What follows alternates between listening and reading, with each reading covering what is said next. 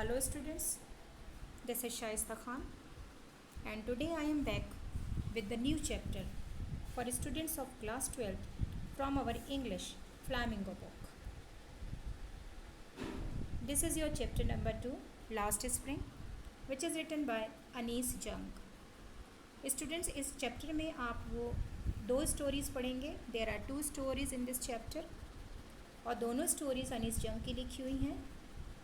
और ये स्टोरीज़ जो हैं वो छोटे छोटे बच्चों की हैं जिनका बचपन जो है वो कहीं पर खो चुका है. इससे पहले कि चैप्टर को आगे बढ़ाते हैं, सबसे पहले हम ऑथर के बारे में बात करेंगे. अनीस जंग, शी वॉज बॉर्न इन 1964, जो कि कब पैदा हुई थी? 1964 में पैदा हुई थी at Rourkela, India. It means जब हम इंडिया की बात कर रहे हैं तो हम कह सकते हैं कि she is an Indian writer. और कहाँ से हैं? रूरकेला से हैं. Born in Rourkela in 1964. She is an Indian woman author. Author यानी किताबें भी लिखती हैं, जर्नलिस्ट यानी पत्रकार भी हैं, कॉलमनिस्ट भी हैं यानी मैगजीन्स में और न्यूज़पेपर्स में कॉलम्स में लिखती हैं. और we can say that she is writing articles also. She belongs to an aristocratic family of poets. तो कहा जाता है कि जो अनीस जंग है, अनीस जंग की जो फैमिली है, जो परिवार है, वो सब पोएट्स हैं.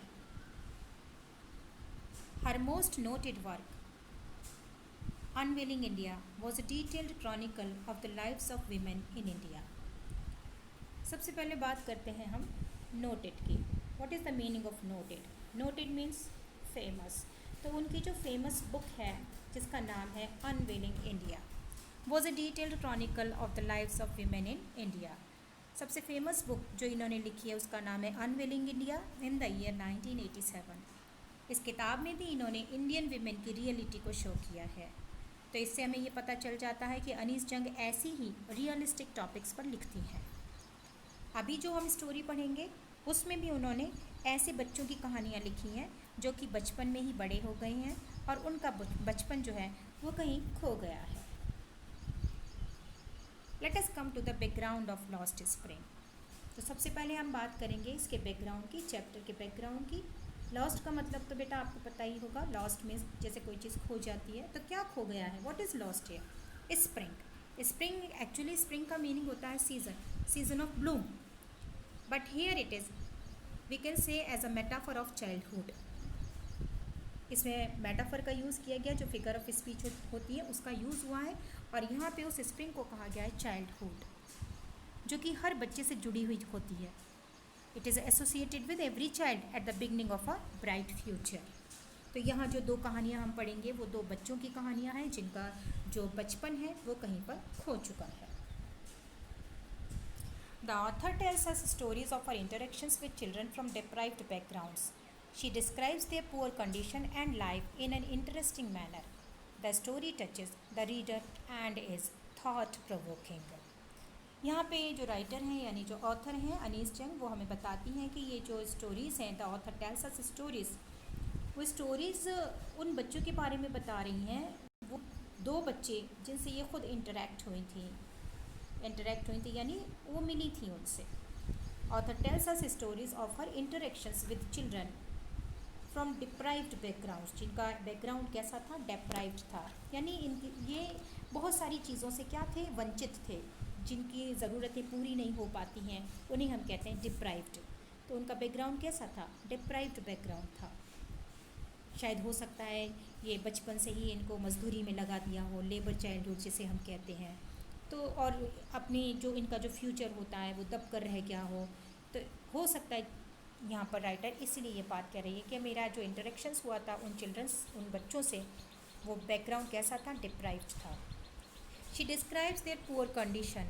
यहाँ पे राइटर बता रही हैं कि उन्होंने बड़ी अच्छी तरह से, मतलब she describes their poor condition, जो उनकी कंडीशन थी, पुअर कंडीशन जो थी और उनकी जो ज़िंदगी थी, उनको बहुत ही खूबसूरती से इंटरेस्टिंग मैनर में उसको एक्सप्लेन किया है. The story touch is the reader and is thought provoking. ये जो कहानी है वो रीडर को टच कर जाएगी, दिल को छू जाएगी इनके, और कुछ सोचने के लिए मजबूर कर देगी. थॉट प्रोवोकिंग का मतलब होता है किसी चीज़ को सोचने के लिए मजबूर कर देना. This is your story number 1। इसमें 2 स्टोरी है, मैंने आपको बताया था। ये स्टोरी 1 है जिसमें यहाँ आप देख रहे हैं sometimes I find a rupee in the garbage. यहाँ पे जो बात कही जा रही है, कभी कभी मुझे एक सिक्का कचरे में से मिल जाता था। तो कचरे से जब बात उठी है तो हो सकता है कि ये कोई रैग पिकर हो। कौन? ये जो भी है, जिसकी भी बात की जा रही है, जिस बच्चे की बात हो रही है, तो वो यहाँ पे कह रहा है कि कभी कभी मुझे उसमें से 1 रुपया मिल जाता था।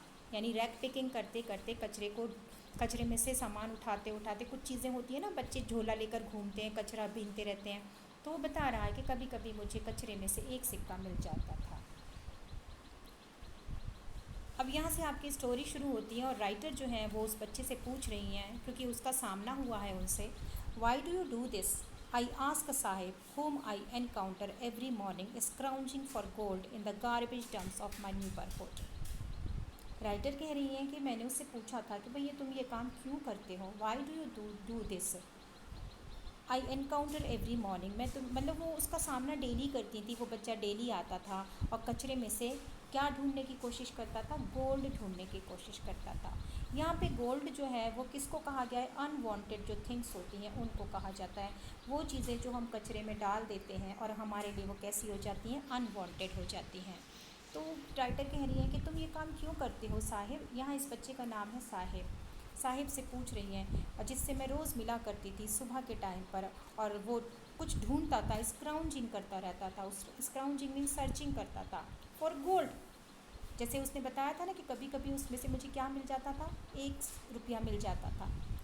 तो राइटर यहाँ उससे जब ये बात कह रही है कि तुम्हें मैं देखती हूँ कि तुम रोज़ कुछ ना कुछ ढूंढते हो इसमें से, गार्बेज डंप्स में से, जब मेरे यहाँ पड़ोस में या तुम कचरा यहाँ पर आते हो, डंप्स में से कुछ ना कुछ ढूंढते रहते हो। तो गोल्ड क्या है? अनवांटेड चीज़ें जो हमारे लिए ज़रूरत नहीं होती, जिन चीज़ों की, वो चीज़ें हम फेंक देते हैं, लेकिन उनके लिए वो चीज़ें वो गोल्ड हो जाती हैं। इसलिए यहाँ पे उस वर्ड को रेफ़र किया है गोल्ड के लिए।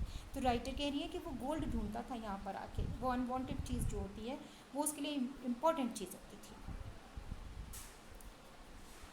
Sahib left his home long ago. यहाँ पर जो राइटर हैं अनीस जंग, वो हमको साहिब के बारे में भी थोड़ा बहुत बता रही हैं कि साहिब ने अपना जो घर था, घर बार जो था, वो काफ़ी समय पहले छोड़ दिया था।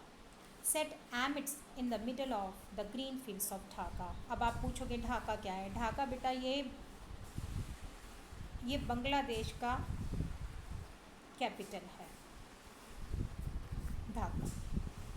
तो साहिब के बारे में बता रही हैं कि उन्होंने काफ़ी पहले अपना घर छोड़ दिया था यहाँ से, जो कि एमिट्स में रहते थे। एमिट्स यानी बीचों बीच में ही, in the middle of the green fields of Dhaka. His home is not even a distant memory. उनका जो घर है वो ऐसा नहीं कह सकते हैं कि मतलब उसको भुलाया जा सके, ऐसा नहीं कह सकता है कोई भी। There were many storms that swept away their fields and homes, his mother tells him. That's why they left, looking for gold in the big city where he now lives. इनकी माँ बताती हैं, उनकी राइटर यानी अनीस जंग को उनकी माँ ने बताई थी ये बात कि देयर वर मैनी स्टॉर्म्स, वहाँ पर काफ़ी वो आते थे, स्टॉर्म्स आते थे, और जिनसे क्या होता था कि उनका जो घर बार था, जो मतलब there were many storms that swept away their fields and homes, यानी उनके जो खेत वेत थे, उनके जो घर थे, जैसे आप इस पिक्चर में देख रहे हैं, इस तरीके से बर्बाद हो गए थे। उनकी माँ ने अनीस जंग को ये बात बताई थी। So that is why they left, इसलिए उन्होंने उस जगह को छोड़ दिया क्योंकि वहाँ पर रहने से उन्हें कोई फ़ायदा नहीं था। Looking for gold in the big city, यहाँ पे जो गोल्ड का मीनिंग है, इट मीन्स ब्राइट फ्यूचर। तो इसलिए वो लोग शहर में आ गए थे।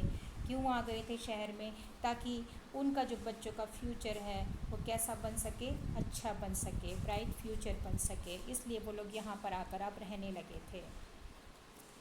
I have nothing else to do, he mutters. इससे पहले मैंने आपको बताया था कि राइटर ने उससे पूछा था तुम यहाँ क्यों आते हो, क्या ढूंढते हो? तो स्क्राउंज करते रहते हो, ढूंढते रहते हो। अब और उसकी माँ ने भी ये बात बताई थी कि हम ये घर इधर इसलिए शिफ्ट हो गए हैं क्योंकि हमारे जो खेत थे, हमारे जो घर थे, वो स्टॉर्म्स आते थे वहाँ पर, और मतलब बह जाते थे, परेशानियाँ थी, इसलिए वो शिफ्ट हो गए थे ब्राइट फ्यूचर के लिए। अब उसका वो जवाब दे रहा है बच्चा, I have nothing else to do, he mutters. Mutters means to speak in a low voice. तो धीरे से उस बच्चे ने कहा उनसे कि मेरे पास और कोई काम ही नहीं है, इसके अलावा और कोई काम ही नहीं है, तो मैं और क्या कर सकता हूँ। इसलिए वो ये बात कहता है। गो टू स्कूल आई से ग्लिपली, realizing immediately how hollow the advice must sound। तो अनीस जंग जो राइटर हैं वो उस बच्चे से कहती हैं स्कूल जाओ ना, स्कूल क्यों नहीं जाते हो। गो टू स्कूल आई से ग्लिपली, ग्लिपली मीन्स स्पीकिंग और spoken in a confident way but without careful thought और ऑनेस्टी। उन्होंने जो राइटर हैं अनीस जंग, उन्होंने उससे बड़े मतलब उसको बोला, स्पीक किया ग्लिपली, बहुत कॉन्फिडेंट वे में ये बात कही उन्होंने, लेकिन बिना परवाह के, विदाउट केयरफुल, विद थॉट और ऑनेस्टी के साथ। अरे स्कूल क्यों नहीं जाते हो, स्कूल जाओ तो। रियलाइजिंग, जबकि वो रियलाइज़ कर चुकी थी तुरंत उन्होंने रियलाइज़ कर लिया था उस चीज़ को कि ये जो बात मैं इससे कह रही हूँ वो मेरे लिए, ये इस बच्चे के लिए मीनिंगलेस है, क्योंकि उनके पास इतना पैसा नहीं है, वो बहुत पुअर कंडीशन से, बहुत पुअर बैकग्राउंड से हैं, लेकिन तब भी वो उससे कह रही हैं बच्चे से स्कूल क्यों नहीं जाते हो। लेकिन तब वो उसको रियलाइज़ भी कर रही हैं कि नहीं, मैं ये जो बात कह रही हूँ वो गलत है मेरे लिए, मुझे नहीं कहना चाहिए, it is meaningless. Hollow, hollow means meaningless, ये बात मैं इससे कह रही हूँ बहुत मीनिंगलेस है, और ये जो एडवाइस मैं उसको दे रही हूँ ये must sound. There is no school in my neighbourhood, when they build one I will go, if I start a school will you come, I ask half joking, yes he says smiling broadly। तो ये जो बच्चा है, ये बच्चा जो है वो जवाब देता है कि मेरे आसपास कोई भी स्कूल नहीं है। There is no school in my neighbourhood, when they build one I will go, जब बन जाएगा तो मैं जाऊंगा। फिर राइटर कहती हैं if I start a school, अगर मैं एक स्कूल शुरू कर दूँ, खोल लूँ, तो विल यू कम, क्या तुम आओगे। आई आस्क हाफ जोकिंग, तो उन्होंने भी हंसते हंसते ये बात कही उससे कि बेटा जब मैं कोई स्कूल खोल लूँगी इस जगह पर तो क्या तुम आओगे, इस तरीके से हाफ जोकिंग उन्होंने किया। तो बच्चा बड़े उससे बोलता है, हल्की सी स्माइल देकर, ब्रॉड स्माइल है उसकी, स्माइलिंग ब्रॉडली, चेहरे पर खुशी लाता और कहता हाँ क्यों नहीं, मैं तो ज़रूर आऊँगा, वो भी हाँ कह देता है। A few days later I see him running up to me, थोड़े दिन के बाद वो बच्चा, यानी अब काफ़ी दिन निकल चुके हैं, इन दोनों की बातचीत हो चुकी थी, थोड़े दिन के बाद की बात बता रहे हैं। Few days later I see him running up, तो राइटर कह रही हैं कि मैंने उसको देखा, वो मेरी तरफ आ रहा था, वो बच्चा दौड़ता दौड़ता मेरे पास आ रहा है और मुझसे पूछता है इज़ योर स्कूल रेडी। देखो उस बच्चे के अंदर कितनी पढ़ने की लालसा है। तो वो बच्चा आकर पूछ रहा है, उसके दिमाग में ये बात बैठ गई कि स्कूल तैयार हो जाएगा। तो राइटर से आके कह रहा है कि आपका स्कूल तैयार हो गया क्या। It takes longer to build a school I say embarrassed at having made a promise that was not meant. तो राइटर जो हैं वो इस चीज़ को कह रही हैं it takes longer to build a school, उस बच्चे से कहती हैं, एम्बरेस्ड हो जाती हैं, शर्म आ जाती है उनको भी। एम्बरेस्ड मीन्स फीलिंग अशेम्ड, तो वो थोड़ी सी मतलब उनको भी गिल्टी फील होती है, और वो उस बच्चे को क्या जवाब देती है, बेटा स्कूल बनाने में तो समय लगता है, it takes longer to build a school at having made a promise, कि उन्हें शर्म क्यों आई, उन्हें क्यों गिल्टी फील हुआ, क्योंकि उसने उस बच्चे से बात कही थी कि बेटा अगर मैं स्कूल खोलूँ तो तुम आओगे, made a promise that was not मेंट, जो कि पूरी नहीं हो सकती थी। बट प्रोमिस लाइक माइंड, लेकिन इस तरीके की जो प्रोमिस हैं, राइटर कह रही हैं इस तरीके की जो प्रोमिस होती हैं, जो वादे होते हैं जैसे मैंने किया है, abound exist in large numbers, यानी तो इन बच्चों के अंदर एक उम्मीद जगा देती हैं। In every corner of his bleak world, तो हर कोने में उनके अंदर एक क्या जगा देती हैं, वो उम्मीद जगा देती हैं। कैसी उम्मीद, मतलब ब्लीक वर्ल्ड जिसे हम कहते हैं, ऐसी उम्मीद वो जगा देती हैं। After months of knowing him I ask him his name, काफ़ी महीने गुजर गए तो राइटर जो है उसको अब अच्छी तरह से जान चुकी थी, क्योंकि वो मिलने लग गए थे, कभी हफ्ते में कभी 2 दिन में उनसे बातचीत हो जाती थी। तो उसने, राइटर ने अब उनसे उसका नाम पूछ लिया कि बेटे तुम्हारा नाम क्या है। तब उसने अपना नाम बताया, Sahib Alam. He does not know what it means, लेकिन उस बच्चे को अपने नाम का मतलब नहीं पता था। साहिब आलम तो बहुत ऊंची हस्ती को कहा जाता है, किंग्स को कहा जाता है साहिब आलम। तो इस बच्चे को अपने नाम का मतलब तक नहीं पता था, और बड़े ज़ोर से उसने अनाउंस करके कहा मेरा नाम तो साहिब आलम है, लेकिन उसको इस चीज़ का मतलब नहीं पता था। If he new it's meaning, अगर उसको इस चीज़ का मतलब पता होता, लॉर्ड ऑफ द यूनिवर्स जिसे हम कहते हैं ना, राजाओं का राजा हम कहते हैं, है ना, he would have hard time believing it. तो वो इस चीज़ को मतलब बड़ा मुश्किल होता उसके लिए ये चीज़ को बिलीव करना। What do you mean by hard time believe it? It would be difficult for him to believe that his name meant the Lord of the universe. मतलब वो खुद भी अपने आप पे भरोसा नहीं कर पाता, वो बिलीव नहीं कर पाता, उसको बड़ी मुश्किल होती बिलीव करने में कि उसका नाम का मतलब ऐसा भी है। मैं तो काम करता हूँ रैग पिकिंग का और मेरा नाम देखो क्या है। Over the months I have come to recognise each of them. अब वहाँ के जितने भी लोग थे, उस बस्ती में जितने भी लोग रहते थे, तो एक महीना गुजर जाने के बाद क्या हुआ, वो हर बच्चे को जान गई थी। कौन जान गई थी? जो राइटर हैं, क्योंकि डेली मिलती थी उन लोगों से, उनके फ्रेंड्स से भी मिलती थी, बच्चे के फ्रेंड्स के साथ, उनकी बस्ती में जो लोग रहते हैं उनसे मिलती थी। अब वो सबको एक एक करके पहचानने लगी थी, रिकॉग्नाइज कर लिया था, उनके नाम भी शायद उनको पता चलने लगे थे धीरे धीरे। Why aren't you wearing chappals? I ask one. फिर उन्होंने एक बच्चे से और पूछा, साहिब के अलावा और बच्चे भी थे, तो उनमें से एक से उन्होंने पूछा, भाई तुम चप्पल क्यों नहीं पहनते हो, चप्पल पहना करो। My mother did not bring them down. तब उसने जवाब दिया उस बच्चे ने कि मेरी जो माँ है वो मुझे नीचे उतार कर नहीं देती है चप्पल शेल्फ में से। He answer simply, even if she did, अगर वो ऐसा करती हैं, he will throw them off. अगर मेरी माँ चप्पल उतार भी देती है ना तो मैं उसको फेंक देता हूँ। Ads another who is wearing shoes that do not match. तो इधर एक बच्चा और खड़ा था, तो वो कह रही है कि नहीं, अगर इसकी मम्मी उतार कर देती भी है ना, अगर इसकी मम्मी उतार देती है ना तो ये उनको फेंक देता है। क्यों फेंक देता है? एक बच्चा ये बात कहता है, शिकायत करता है, ये राइटर से शिकायत कर रहा है उस बच्चे की। तो ads another who is wearing shoes that do not match. तो यहाँ पे आप पिक्चर देख रहे हैं, ऐसा एक बच्चा वहाँ खड़ा था जिसके शूज़ जो थे वो मैच नहीं कर रहे थे, एक अलग था एक अलग था, इस तरीके के जूते उसने पहन रखे थे। तो उस बच्चे ने जवाब दिया, नहीं, इसकी मम्मी अगर उतार कर देती है ना तो ये पहनता नहीं है, ये फेंक देता है। When I comment on it he shuffles. तो comment shuffles means slides them over each other, यानी एक दूसरे के ऊपर मतलब बात को डाल देना, इसको कहते हैं shuffles. His feet and says nothing. तो जब मैंने इस बात को, वो जो शूज़ पहना था बच्चा, ये इस तरीके के जो शूज़ पहन रखे थे बच्चे ने, तो जब मैंने कमेंट किया इस बात के लिए कि भाई बेटे ऐसा क्यों नहीं करते, मतलब क्यों ऐसा, ये ऐसा क्यों नहीं करते, क्यों करता है ऐसा कि जूतों को फेंक देता है मम्मी जब देती हैं तो वो बच्चा जो था जिसने इस तरीके के जूते पहन रखे हैं, उस बच्चे ने अपने जूतों को छुपाना शुरू कर दिया, शफल्स किया, slides them over each other, अपने जूतों को एक के ऊपर एक कर दिया। His feet and says nothing, और वो थोड़ा सा शर्मा भी गया था क्योंकि उसके जूते जो थे अलग अलग थे, इसलिए वो अब ज़्यादा कुछ बोल ना पाया। I want shoes says a third boy who has never owned a pair all his life. इसमें से एक बच्चा जो था, तीसरा बच्चा, तो पहले बच्चे से उसने ये पूछा था तुम चप्पल क्यों नहीं पहनते हो, दूसरे ने जवाब दिया था जिसके जूते अलग अलग थे, और तीसरा बच्चा ये है। तो तीसरा बच्चा कह रहा है जिसने कभी जूते ही नहीं पहने, उसके खुद के अपने जूते ही कभी नहीं थे, तो वो कहता है मुझे तो शूज़ चाहिए। Travelling across the country I have seen children walking bear foot in cities on village roads.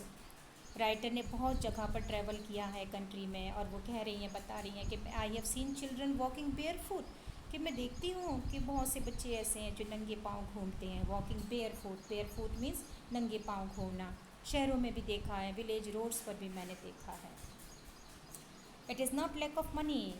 अब राइटर यहाँ पर बता रही हैं कि ये सब इसलिए नहीं है कि it is lack of money, कि उनके पास पैसे की कमी होगी, but a tradition to stay barefoot, लेकिन एक ट्रेडिशन बना लिया उन लोगों ने नंगे पाँव घूमने का। इज़ वन एक्सप्लेनेशन, ये एक एक्सप्लेनेशन था, यानी इस तरीके से बताया है कि रैग पिकर्स जो होते हैं उनके पास चप्पल जूते हैं लेकिन वो पहनते नहीं हैं क्योंकि उन्हें कचरा ढूंढना होता है। I wonder if this is only an excuse to explain away a perpetual state of poverty. What do you mean by perpetual state of poverty? Never ending condition of being poor.